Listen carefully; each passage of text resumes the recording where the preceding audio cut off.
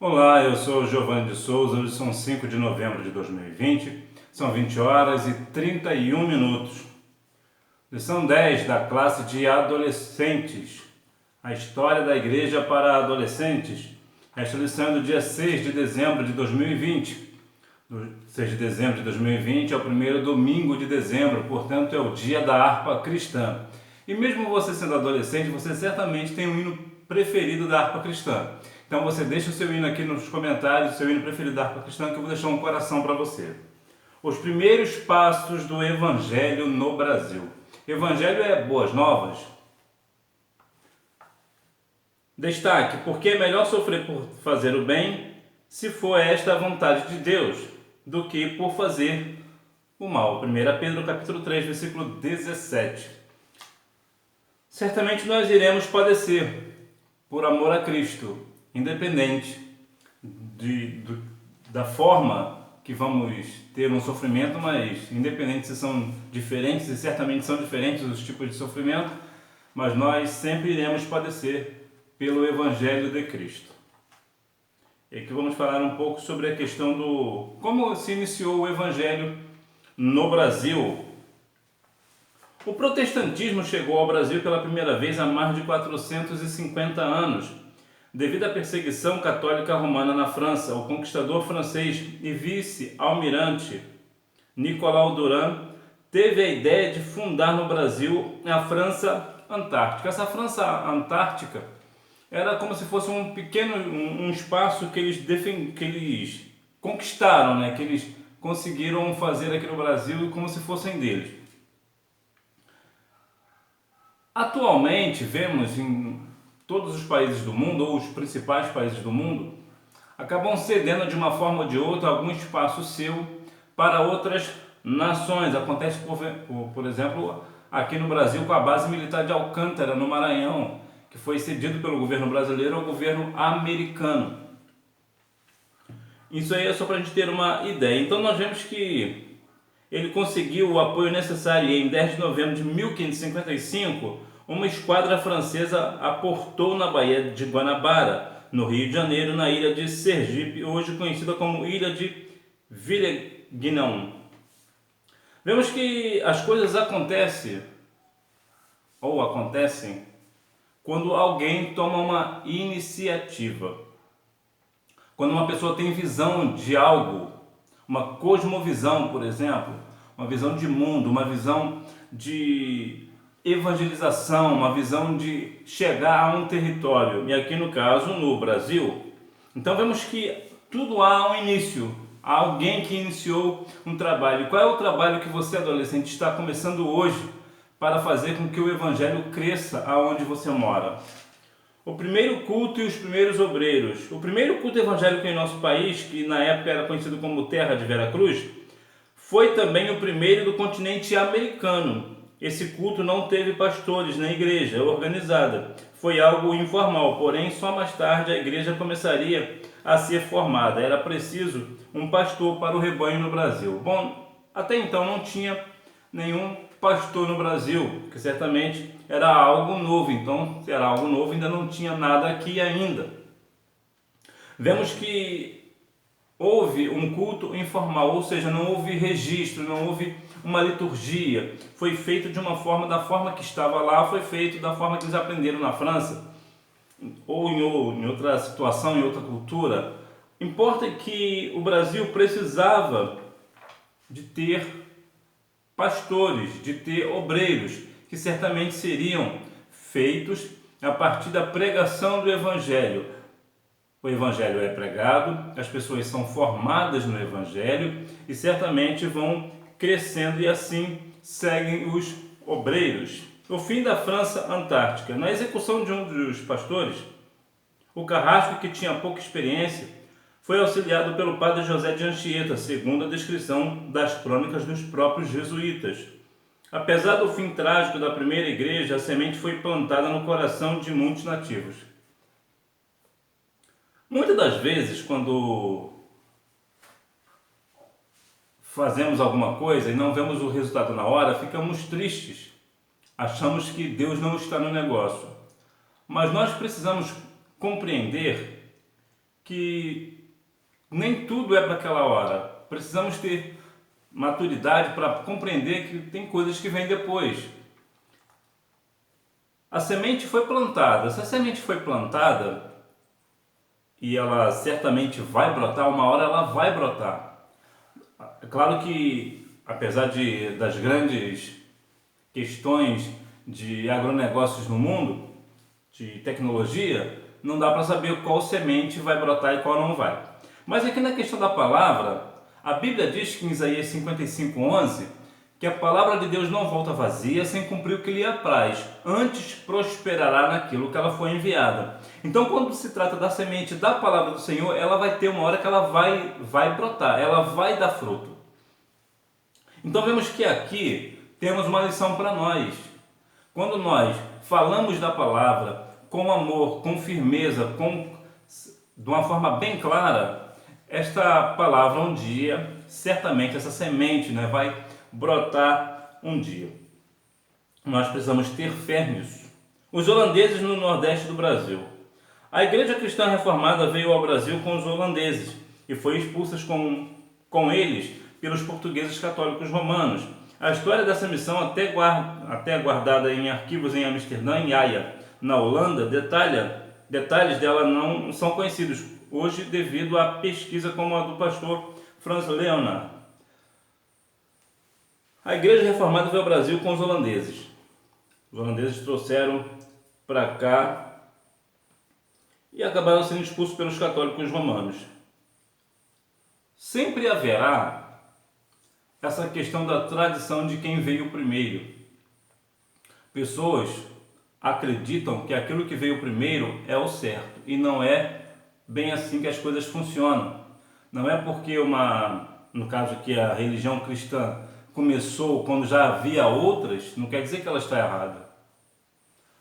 A situação a questão nossa cristã é que o Evangelho faz coisas que nenhuma outra religião do mundo faz.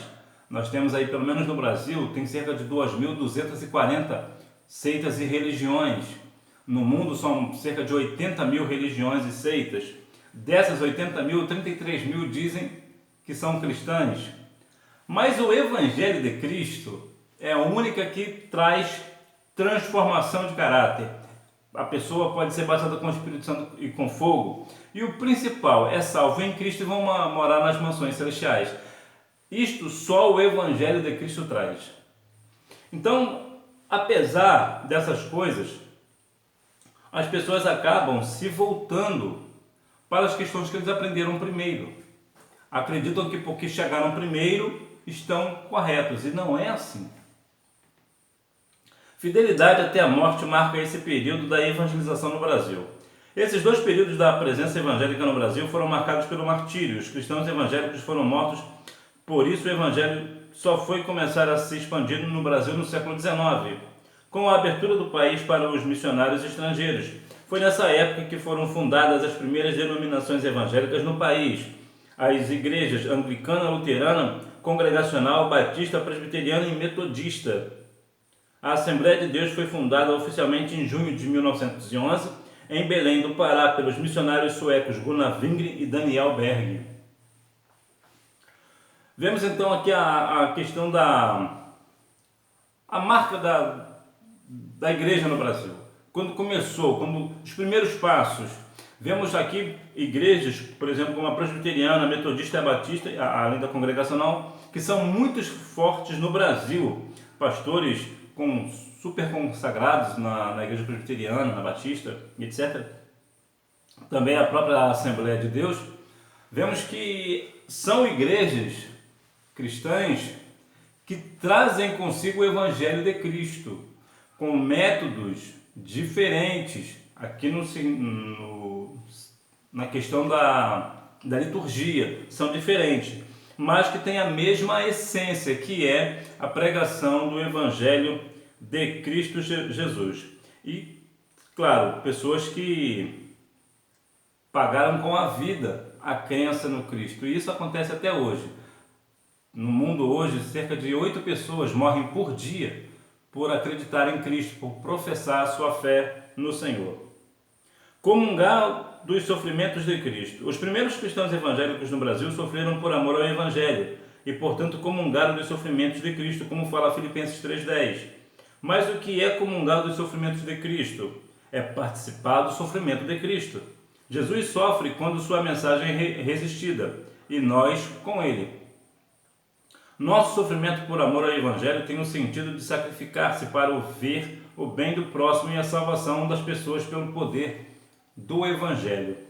É incrível que o Evangelho faz algumas coisas conosco, que move o nosso coração, a nossa mente, o nosso corpo para fazer coisas que muitas das vezes as pessoas, por não compreender o Evangelho, vão nos acusar, vão falar tantas coisas, mas o nosso único intuito é levar o Evangelho de Cristo, o Evangelho da salvação, o Evangelho do renovo, o Evangelho da salvação em Cristo, de poder morar nas mansões celestiais, de ter uma vida eterna com Cristo Jesus. E eles não compreendem essas coisas, esse sofrimento que passamos, que muitas das vezes pessoas que deixam os seus lares, às vezes até suas famílias, para poder fazer um trabalho voluntário, para poder levar o Evangelho de Cristo. Dão o seu testemunho, e o testemunho ele é muito forte na pregação do Evangelho, porque as pessoas, por não conhecerem a palavra do Senhor, veem a nossa vida como uma Bíblia aberta. Então, é de suma importância que nós tenhamos uma vida pautada no Evangelho com bom testemunho, para que as pessoas assim tenham sede de Cristo. Dar a vida pelo Evangelho. Quando alguém é inspirado pelo Espírito Santo para pregar o Evangelho, ele dedica-se a isso e está disposto a dar a sua vida, se necessário, por amor a Cristo. Você faria o mesmo? Muitas das vezes nós somos muito intrépidos, muito firmes na hora de pregar, de falar dentro do templo. Falamos que Jesus cura e Ele cura mesmo, que Ele batiza com o Espírito Santo e Ele batiza mesmo, que Ele ressuscita mortos e Ele ressuscita mesmo.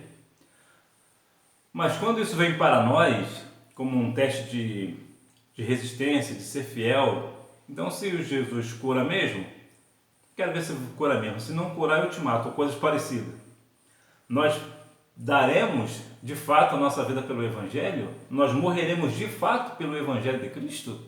Nós de fato daremos a nossa vida para firmar a nossa fé em Cristo? Para dizer que de fato nós somos do Senhor? Uma coisa é nós irmos para o templo e dizer e até cantar que somos de Cristo, numa euforia, numa emoção, mas e na prática? E na hora, como diz por aí, e na hora do vamos ver? E na hora do sério? Como é o nosso proceder? Nós de fato estamos com o Senhor? De fato daremos a nossa vida por Ele? Isso é uma pergunta que só você pode responder. Perseverança é uma das chaves da vitória. Os primeiros cristãos evangélicos no Brasil morreram martirizados. Mas a mensagem foi semeada e anos depois seu esforço não pareceu em vão. No século XIX, as portas para o Evangelho no Brasil foram se abrindo. Devemos ser perseverantes e obedientes à chamada de Deus para as nossas vidas, como o apóstolo Paulo. Perseverar até o fim, continuar firme, é a chave da nossa vitória. Nenhum atleta, por exemplo, ele é vencedor se ele parar no meio do caminho. Ele pode até sair na frente, mas se ele parar no meio do caminho ou antes da chegada, ele será ultrapassado. Nós, assim como eles, precisamos ir até o final. E o que é o final? O que é a chegada para nós? A chegada para nós, o final para nós, é a nossa morte, ou, se for o caso, o arrebatamento da igreja. Se o Senhor Jesus, aliás, quando o Senhor Jesus vier e nós estivermos ainda vivos, esse será o nosso final, o final da nossa jornada. Mas se porventura até o dia que nós morrermos, o Senhor Jesus não vier buscar ainda a sua igreja, aí será, o nosso final será a nossa morte. Então, nós precisamos perseverar até este final, ou até a nossa morte, ou até a volta do nosso Senhor e Salvador Jesus Cristo. Nós precisamos estar firmes com o nosso propósito no Senhor, pagar o preço, porque muitas das vezes as pessoas, os cristãos, falam sobre muitas coisas, sobre amor, mas não vivem o amor, fala de pagar o preço, mas nós não queremos pagar o preço, queremos ficar em casa, no bem bom, né? E deixamos o Evangelho de Cristo de lado. Nós precisamos e devemos continuar firmes no propósito do Senhor, para que os primeiros passos do Evangelho no Brasil não fiquem no passado.